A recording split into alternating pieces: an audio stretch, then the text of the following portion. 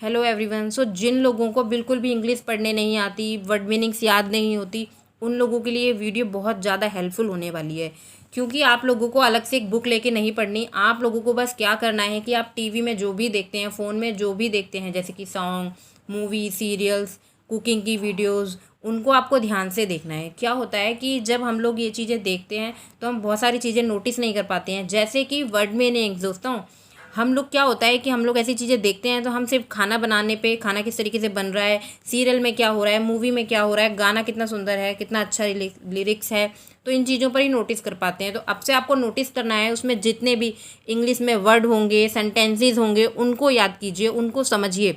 एक बार नहीं, दो बार नहीं, पर जब बार बार वो चीज़ आपके सामने आएगी तो आपको वो चीज़ याद हो जाएगी। तो आप लोग कोशिश करना कि आगे से आप लोग इन चीज़ों को अच्छे से ध्यान में रख पाओ और इनको जो भी चीज़ आप देखो उन्हें ध्यान से देख पाओ। ठीक है ना। जैसे कि आजकल लोग कुकिंग की वीडियोस भी देखते हैं तो उसमें कितना कुछ इंग्लिश में बताया जाता है। मसालों के बारे में भी इंग्लिश में बोला जाता है, सब्जियों को भी इंग्लिश में बताया जाता है कि ये वाली सब्जी है, ये वाली सब्जी है, इस तरीके से। और खाने को किस तरीके से बनाना है, कैसी फ्लेम, मीडियम फ्लेम पे रखना है, हाई फ्लेम पे रखना है, और किस तरीके से पकाना है, मतलब बॉईल करना है या डीप फ्राई करना है।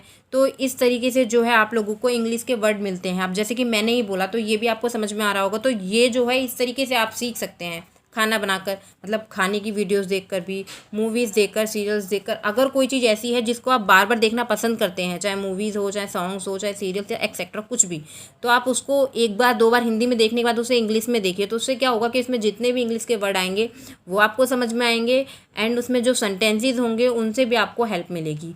ठीक है। तो जैसे कि एक सॉन्ग है तू तो सड़ी केयर नहीं करता, तो उसमें भी देखिए कितने सारे जो वर्ड हैं वो आए हैं, जिनसे क्या है कि गाना भी याद हो गया, साथ में क्या है कि वो हमें वर्ड भी याद हो गए। ठीक है ना। जैसे केयर नहीं करता तो केयर हो गया, सरकास्टिक हो गया। ठीक है ना। एक सेंटेंस है जैसे डू यू लव मी, तो इसी से रिलेटेड हम और भी सेंटेंसेस बना सकते हैं। जैसे कि इसमें था कि डू यू लव मी, तो इसको आप बना सकते हैं जैसे कि do you believe me, do you know me. तो इस तरीके से क्या है कि आपको छोटे छोटे सेंटेंसेस, वर्ड मीनिंग्स आपको मिलती हैं अगर आप ध्यान से सॉन्ग, मूवी, सीरियल्स ये जो भी हैं वो देखते हैं। इनमें क्या होता है कि पूरा इंग्लिश तो ध्यान, मतलब इंग्लिश की अगर देखोगे आप तो वो पूरी इंग्लिश दी होगी, और हिंदी की देखोगे तो उसमें हिंदी भी होगी, और साथ में आपको कुछ वर्ड ऐसे होंगे जो आपको उसमें इंग्लिश में भी बोलेंगे। जैसे कि कोई भी चीज़, सॉरी, थैंक यू, इस तरीके से जो है इंग्लिश में बोले जाते हैं। तो ये चीज़ें क्या होती हैं आप लोगों को याद हो जाती है। जैसे कि मैंने एक मूवी देखी थी, उसमें एक सेंटेंस था, डोंट कॉल मी भाभी। भाभी को इंग्लिश में सिस्टर इन लॉ कहते हैं। तो इस सेंटेंस को जब मैंने सुना था तो मैंने अपने माइंड में बहुत सारे सेंटेंसेस बनाए थे। तो आप लोगों के सामने एक सेंटेंस रखती हूँ, डोंट कॉल मी अंजलि, मतलब मुझे अंजलि मत बुलाओ। जैसे उन्होंने कहा था कि डोंट कॉल मी भाभी, वैसे ही मैंने कहा डोंट कॉल मी अंजलि। ठीक है ना। मुझे अंजलि मत बुलाओ, मैंने कहा कॉल मी, मतलब मुझे बुलाओ दी, तो कॉल मी दी। तो इस तरीके से हम बोल भी सकते हैं कि मुझे ये मत बुलाओ, ये बुलाओ। तो दोनों की हिंदी आ गई, डोंट कॉल मी और कॉल मी। तो इस तरीके से क्या है कि छोटे छोटे सेंटेंसेस हमें जब आते हैं सामने तो हम उनको और अलग तरीके से बनाने की कोशिश भी करते हैं। और क्या है कि जो सेंटेंस हमें आ जाता है वो हमें याद भी हो जाता है, तो उस तरीके से हम उन्हें यूज़ भी कर सकते हैं। और जो भी वर्ड हमें याद होते हैं हम उन्हें याद रखेंगे, अपने रेगुलर बोलेंगे तो वो हमें हमेशा के लिए याद भी रह जाएंगे। तो कोशिश कीजिए कि आप लोग इस तरीके से ही अपने इंटरटेनमेंट के साथ, अपनी मूवी, सीरियल्स, इन सब के साथ आप उन्हें याद कर सकें। एक बार नहीं, दो बार नहीं, पर आपको धीरे धीरे वो चीज़ याद होने लगे जब आप इन चीज़ों को ध्यान देंगे।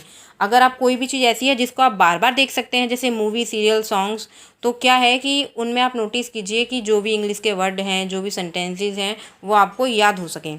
और आप लोग कोशिश कीजिए कि जो भी चीज़ आप देख सकते हैं, मूवी, सीरियल या जो भी, बार बार, तो उनको आप एक बार दो बार हिंदी में देखने के बाद उसे इंग्लिश में देखिए, ताकि क्या है कि उसके बाद क्या है कि आपका इंटरेस्ट उस चीज़ में रहेगा, क्योंकि आपको वो देखना पसंद है।